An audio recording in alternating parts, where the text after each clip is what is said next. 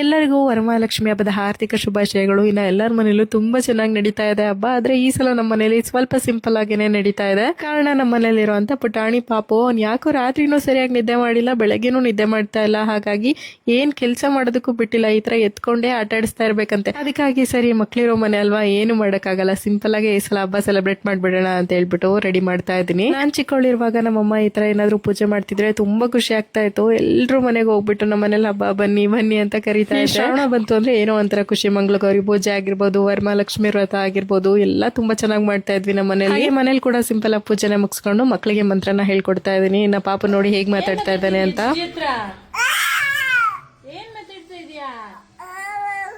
ಏನ್ ಮಾತಾಡ್ತಾ ಇರೋದು ಜಿಜಿ ಹತ್ರ?